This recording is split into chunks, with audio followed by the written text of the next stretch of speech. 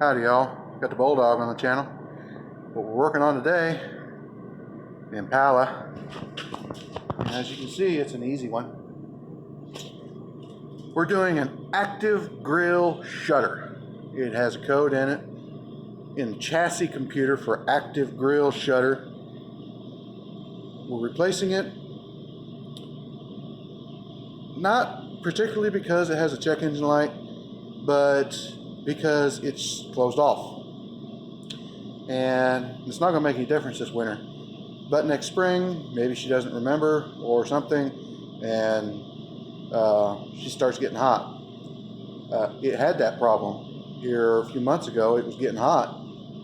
We found a leaking water pump, which fixed the problem. But this is going to be something that's going to happen. Now, I'm a little bit perturbed just for the simple fact that they have this. Let me show you. I've got the bumper cover off on the ground, and you take a look at it, and look at this. Here's the radiator condenser, this area.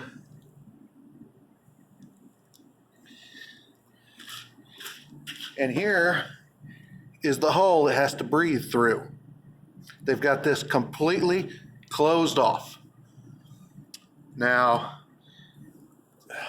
what they do is they have the computer reading the temperature of the motor, speed of the car, calculating just how much air does it need.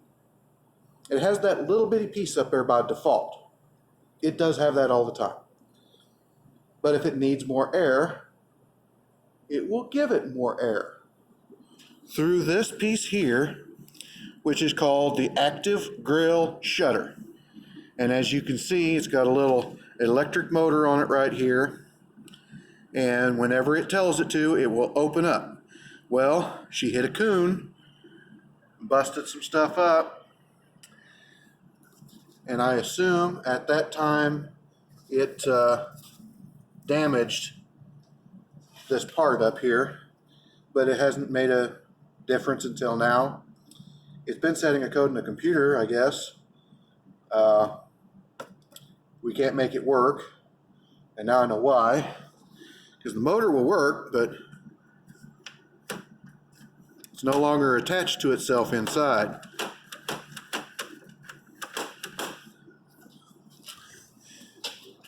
Here's the new one. It's solid, so it's broken internally. Now my question is to all the people smarter than me out there, all the green meanies that say you've got to have stuff like this on your car to reduce fuel consumption. Yes, it does. On this car, it makes for better fuel mileage. Half a mile to the gallon, maybe a mile to the gallon. What it's doing is cutting air, going through the car. It has to go over it. Air going over it is less drag than air going through it. I understand that. Per vehicle, it makes no difference. I mean, it's negligible. Overall, the vehicles makes a big difference. 100 barrels of oil a year, 200 barrels of oil a year, it adds up. I don't know how many. My question is, if it makes such a small difference per vehicle, and they say, well, it adds up. Yeah. But what about the part? Not only, even if all the parts worked perfectly for the life of the vehicle, will they pay for their own manufacture? What do you mean? It saves this much money. No, not money. You're talking about saving, CO2 emissions and carbon and fuel and all this kind of stuff.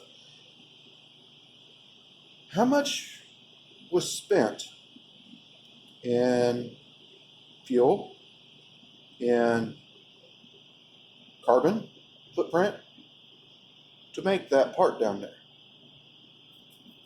It's not very big, but that is going to be completely different than what you would find on a smaller car like the Cobalt or G6. I don't know what the smaller Chevy car is now. They changed the name all the time. But the design's always going to be different. It's going to be a different size. It might use the same motor, but you can't buy just the motor. You have to buy the whole thing. Here it is. The motor is what's broken, but we got to buy the whole assembly because they don't sell just the motor. This shutter is still good. The motor's what's broken internally. But they made a whole new part. So for the life of this vehicle, it's going to have at least two. Every time you hit a small animal, it's going to bust it. So 3, 4, however many have to be manufactured for every car out there. This is only the second one I've done so far. The other one was for a Yukon. It was a big, tall thing, 4 times the size of this one. It was stuck shut. That would have been an issue come summer. But realistically, how much is saved? Because I don't know for sure, I don't get a chance to ever talk to the people that actually build these things. Maybe that's a good thing. Might be fewer of them if I ever had to face them face to face. We're going to have to come to an understanding at some point. But add it up. Somebody do the dollars and cents and carbon footprint. How much are we saving with these parts? How much are we saving with the way we build these cars for the carbon footprint when we have to constantly manufacture new cars because this is junk? New engines because all the emissions crap they put on the thing have burned up at 200,000 rather than running to 500,000. They have the ability now. They had the ability 40 years ago. I've got 2 trucks at home. One of them over 500,000, one of them approaching 500,000. One manufacturer.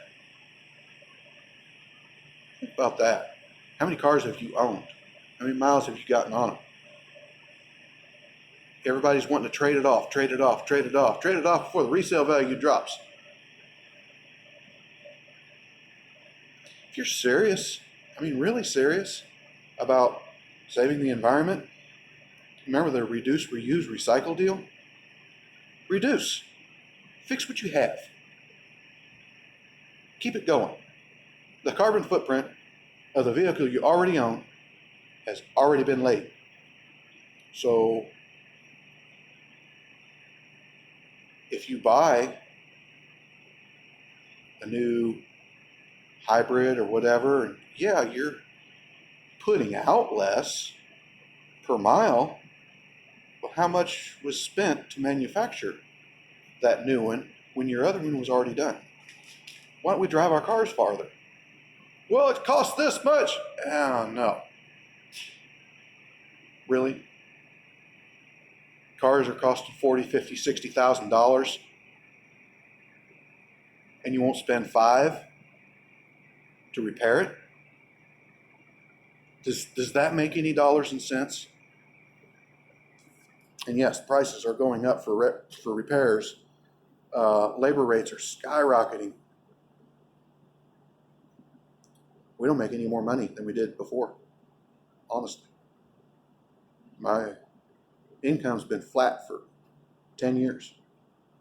Cost of repairs keeps going up.